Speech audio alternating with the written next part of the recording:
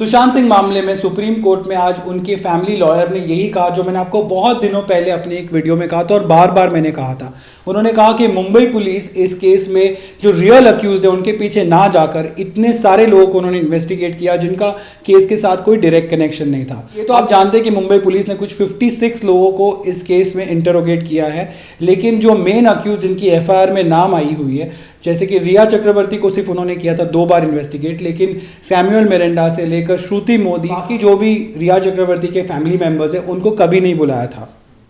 सुशांत सिंह के family lawyer ने यह साफ शब्दों में आर्ग्यू किया कि रिया वॉज कंट्रोलिंग एवरीथिंग, लेकिन मुंबई पुलिस ने उन पर फोकस करने के बजाय काफी दूसरी चीजों पर ध्यान दिया। इनफैक्ट सुशांत के पापा ने अपने लॉयर के थ्रू ये कहलवाया कोर्ट में कि उनकी फैमिली ने कभी भी सुशांत की बॉडी को लटके हुए नहीं देखा and that created a lot of suspicion in their mind. और क्योंकि मैंने आपको कल ही बता दिया था कि सुशांत की फैमिली अब मर्डर की तरफ जा रही है और उन्होंने अपनी CBI स्टेटमेंट में भी ये कहा है कि उनको अब लगता है कि ये मर्डर है, इसलिए आज जो आर्ग्यूमेंट्स हुई उसमें भी ये बात बोली गई। उनके काउंसिल ने कोर्ट से ये कहा कि जो मार्क दिख रहा था सुशांत के नेक पर वो पट्टे का मार्क था, वो बेल्ट का मार्क था। अगर आपको याद होगा कुछ दिनों पहले एक टीवी न्यूज़ चैनल के साथ अंकित, जो सुशांत का जो फॉर्मर सर्वेंट था, जो बॉय था, उसको भी लग रहा था कि ये मार्क जो बेल्ट का ही है और वो बेल्ट फज का बेल्ट हो सकता है क्योंकि वो फज का बहुत ध्यान रखते थे, उसके साथ बहुत टाइम तक वो रहे हैं। तो उन्होंने कहा कि वो एग्जैक्टली जो मार्किंग्स थी, जो बेल्ट की जो चौड़ाई थी और जो बकल था, वो सारे निशान उनको फोटोज में सही वैसे ही लग रहे थे जैसे कि ये फज का बेल्ट हो और उसी बेल्ट से सुशांत का गला घोट दिया गया हो, ऐसा अंकित ने कहा था। और आज जो कोर्ट में भी उनके काउंसिल ने यही बात कही। रिया की साइड से जो काउंसिल थे एडवोकेट श्याम दीवान, वो बार बार वही प्लीड कर रहे थे जज से कि ये जो केस है वो बिहार में नहीं मुंबई में लड़ा जाना चाहिए और जो बिहार गवर्नमेंट ने किया है, जो CBI को ट्रांसफर करने के लिए रिक्वेस्ट, वो इलीगल है, it's against our federal constitution और वो सारी चीजें उन्होंने कही। तो एक पॉइंट पर जज ने आके उनको ये पूछ लिया, जो जस्टिस रॉय है, उन्होंने पूछा कि do you want the CBI to investigate in this matter और नॉट। तब उन्होंने कहा कि ये केस पहले मुंबई में जाना चाहिए, मुंबई पुलिस के पास जाना चाहिए और only then CBI should be allowed to come into picture. तो आप जानते हैं जज ने उनसे क्या कहा। तो जस्टिस रॉय ने उनको सीधे यही कहा, रिया के लॉयर को, कि you yourself have asked for CBI to come in, how they come in and what happens with it comes later. इसको कहते हैं जैसा मुंह वैसी थप्पड़।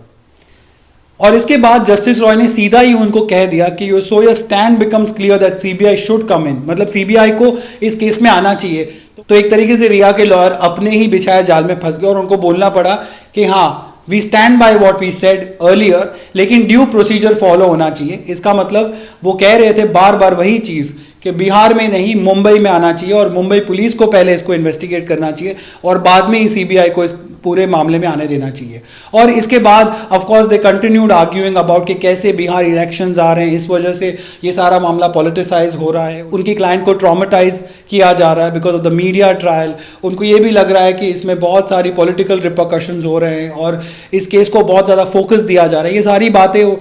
जज के सामने उन्होंने कही, लेकिन जितनी भी आर्ग्यूमेंट्स हुई कोर्ट में आज, उसमें से यही निकलकर बात सामने आ रही थी कि रिया की जो साइड है वो अब CBI के आने से उनको दिक्कतें हो रही हैं और वो हर तरीके से ये कोशिश कर रहे हैं कि इसमें सिर्फ मुंबई पुलिस जांच करे और CBI पिक्चर में ना आए। लेकिन I think it's too late now और अब ऑलरेडी ये जो तीर है वो कमान से निकल चुका है। और ऐसा पहली बार नहीं हुआ है कि सुप्रीम कोर्ट में रिया की साइड को मुंह की खानी पड़ी है। अगस्त 5 को भी आपको याद होगा जब ये केस की हियरिंग आई थी, तब कोर्ट ने सीधा कहा था कि इस केस पर स्टे नहीं लगेगा इन्वेस्टिगेशंस पर, इन्वेस्टिगेशंस जारी रहेंगे। और ये जो ट्रांसफर की प्ली तब भी हुई थी रिया की साइड से, तब वो रिजेक्ट कर दी गई थी और कोर्ट ने जितनी भी पार्टीज हैं इस केस में उनको बोला था कि अपनी इन्वेस्टिगेशन की अपडेट फाइल करें, यानी कि बिहार पुलिस और मुंबई पुलिस इस केस में। अब इस केस की जो नेक्स्ट हियरिंग है वो 13 अगस्त को ही, यानी कि थर्सडे को, तब इसी बात पर आगे सुनवाई होगी। लेकिन आप एक बात समझ सकते हो अब इसमें कि 1 महीने बाद सुशांत की जो मौत हुई उसके 1 महीने बाद रिया चक्रवर्ती ने पहली बार जब वो पोस्ट डाला था इंस्टाग्राम पर, जिसमें उन्होंने अमित शाह को टैग किया था और बोला था कि I am the girlfriend of Sushant Singh and I want CBI because I just want to know कि उनकी सुसाइड के पीछे की क्या वजह है। और अब यही रिया चक्रवर्ती है, उन्हीं के काउंसिल्स हैं, वो बार बार वो सारी टेक्निकलिटीज़ पर फाइट करने की ट्राई कर रहे हैं कि जिससे कि इस केस से CBI दूर रहे।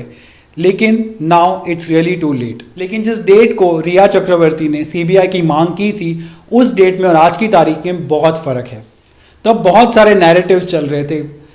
पूरा जो इन्वेस्टिगेशन था वो अलग अलग डायरेक्शंस में जा रहा था, कहीं नेपोटिज्म तो कहीं डिप्रेशन, तो सुशांत सिंह को काम नहीं मिल रहा है बॉलीवुड में, उनको कुछ और करना है, वो सारी चीज़ें आ रही थी। लेकिन जब से बिहार पुलिस आई इस केस में तब से पूरा पासा ही पलट गया, सारा फोकस रिया पे आ गया और वो एफआईआर फाइल हुई जो के सिंह ने फाइल की थी। और तो रिया ने उस डेट को, जब उसने सीबीआई की मांग की थी, तब उन्होंने कभी ये नहीं सोचा था कि सारा फोकस सीधा उन पर आ जाएगा और उनकी पूरी फैमिली पर आ जाएगा। अब definitely the entire focus is on them, और इसीलिए मुझे लगता है कि अब जो रिया चक्रवर्ती और उनके काउंसिल्स हैं वो पूरी तरह से टेक्निकल ग्राउंड्स पर इस केस को फाइट करने की ट्राई कर रहे हैं। वो एड़ी चोटी का जोर लगा रहे हैं कि कैसे भी करके सीबीआई अब इस केस में ना आए, वो दूर रहे और मुंबई पुलिस ही इस केस की आगे भी जांच करे। और अब तो जैसा कि आप जानते हैं कि सेंट्रल गवर्नमेंट ने, यानी कि भारत की सरकार ने भी सीबीआई जांच के लिए अपनी हामी दे दी, अप्रूवल दे दिया है। सिर्फ मुंबई पुलिस,